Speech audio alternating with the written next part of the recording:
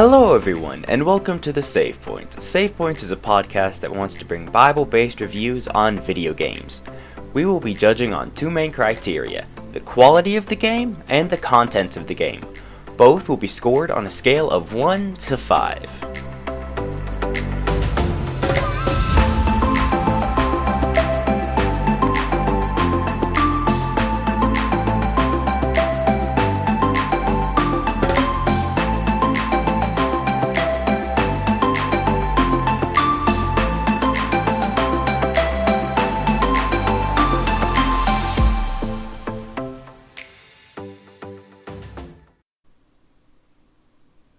Today's game we are looking at is Civilization VI.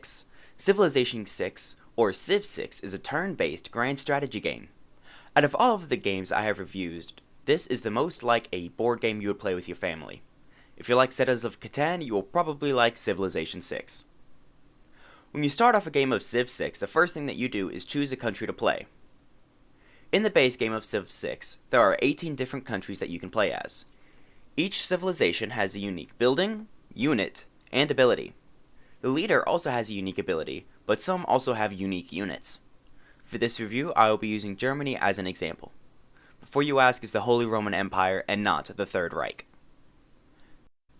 The unique ability for Germany is called Free Imperial Cities, which allows you to build more specialty districts for less population. The unique district is Hansa. The Hansa boosts production. The unique unit is the U-boat. I guess the Third Reich is kinda there. Or the German Empire, whichever is your preference. The leader of Germany is Frederick Barbarossa. He has a special ability called Holy Roman Emperor. This gives Germany an extra military policy slot. Progression in Civilization VI is led by two research trees, the Technology Tree and the Civics Tree. The Technology Tree will unlock different troops or buildings, and research can be boosted by completing a task assigned by that research. The Civics Tree unlocks policy cards and different government types.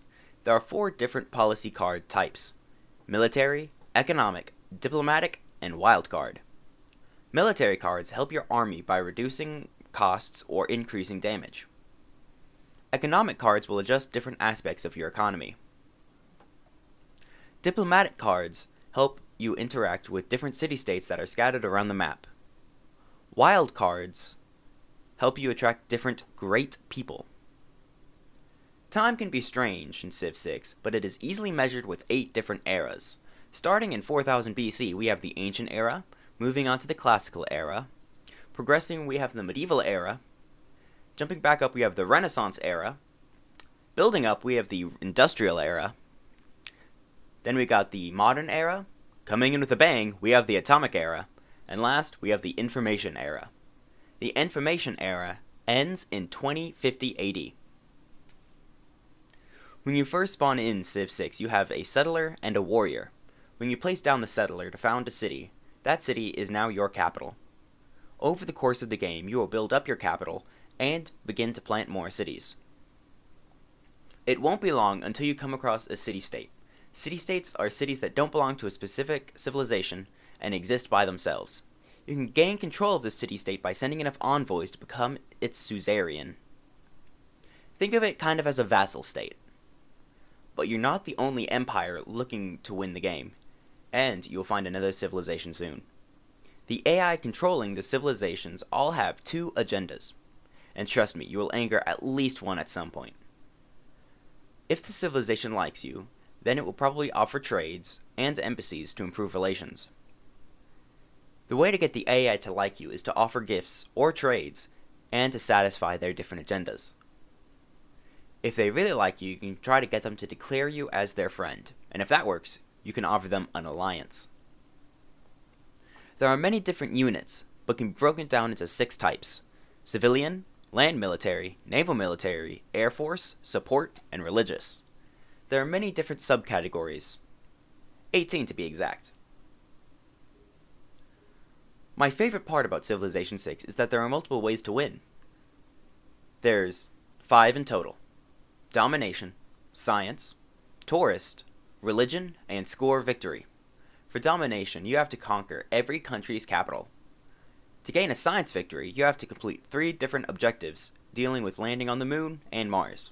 Tourist or culture victory is where you have to have a certain number of tourists entering your civilization. I won a culture victory by accident one time. For a religious victory, you need to convert multiple civilizations to your religion. And yes, you can launch a crusade. A score victory is the most boring in my opinion. At the end of the game, whoever has the best score becomes the winner. Civilization 6 is a fun, relaxed strategy game. It's nowhere near as intense as Hearts of Iron 4. It's a fun game to hop on and off of to play over a few days. And with the average game lasting a full 6 to 12 hours, it can take a really long time. This game does come at a cost of $60, but it does go on sale quite often. Now, onto the rating. For its quality, Civilization 6 is a well-built game that is the 6th iteration of the franchise, so the game is well thought out and well made. There are very few bugs that you will find in this game. It has a lot of varied content in the base game alone.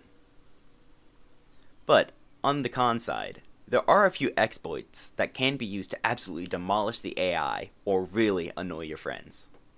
Overall for quality, I give it a 5 out of 5. For content, there is a lot of well-built content in the base game. There are multiple ways to win Civilization 6 without fighting anybody. The game encourages growth and strategic thinking.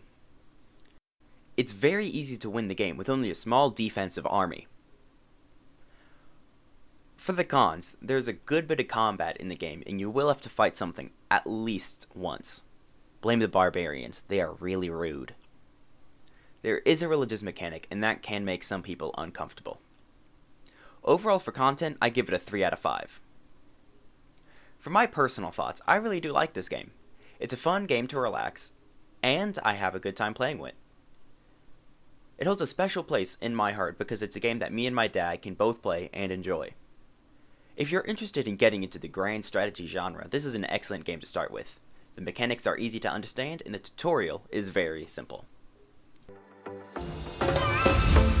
Well, that about sums up this episode of The Save Point. I hope you all have enjoyed this episode and found its contents helpful. The Discord link is in the description. Thank you all for listening, and may the Lord bless you and give you peace.